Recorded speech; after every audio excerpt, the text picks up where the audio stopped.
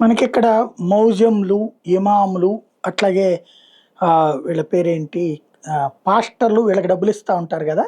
అది ప్రభుత్వం బడ్జెట్‌లో నుంచి ఇస్తుంటారు జీతాలని. అది ప్రభుత్వం బాధ్యత కాదు. సెక్యులరిజం ప్రకారం అది చేయకూడదు. కానీ చేస్తున్నారు. మరి అర్చకులకి జీతం ఎట్లా ఇస్తది ప్రభుత్వం అంటే, అర్చకులకు ప్రభుత్వపు బడ్జెట్ నుంచి ఇవ్వదు. ప్రభుత్వ జీతాలుగా ఇవ్వదు. అర్చకులకిచ్చేది దేవాదాయ శాఖ నిధుల నుంచి ఇస్తది. ఇది రాజ్యాంగం ప్రకారం ఉన్నటువంటి ప్రొసీజర్‌ని ఫాలో అవుతున్నారు. మమతా బెనర్జీ మాత్రం ఇమాములు, అర్చకులకి డబ్బులిచ్చేది.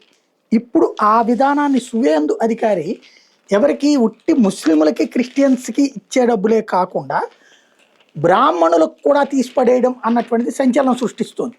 ఇది హిందూ సంఘాలకి ఆగ్రహం తెప్పించేటటువంటి అంశం. అదే సందర్భంలో వీళ్ళకి సంతోషం తెప్పించేటటువంటి విషయం అనమాట. బెంగాల్లో మత ఆధారిత సంక్షేమ పథకాలకు ముగింపు పలుకుతున్నట్టు రాష్ట్ర ప్రభుత్వం ప్రకటించింది. మదర్సా విభాగం ఆధ్వర్యంలో అమలు చేస్తున్న పథకాలను నిలిపివేయబోతోంది. సువేంద్ర అధికారి అధ్యక్షతన జరిగిన 2వ మంత్రివర్గ సమావేశంలో ఈ మేరకు నిర్ణయం తీసుకున్నట్టు సమాచార మంత్రి అగ్నిమిత్ర పౌల్ చెప్పుకొచ్చారు.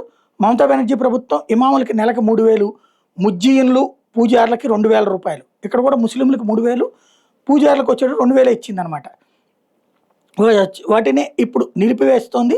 ఈ నిర్ణయం జూన్ 1వ తారీఖు నుంచి అమల్లోకి వస్తుంది. విద్యార్థులకు ఇస్తున్న స్కాలర్షిప్లు మాత్రం కొనసాగిస్తారు.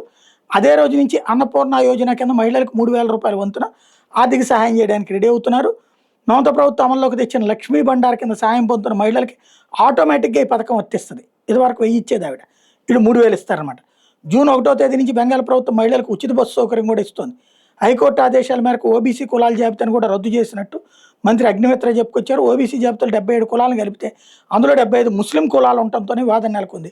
కోర్టు ఇచ్చిన ఆర్డర్ ఇప్పుడు అమలు చేస్తున్నారు.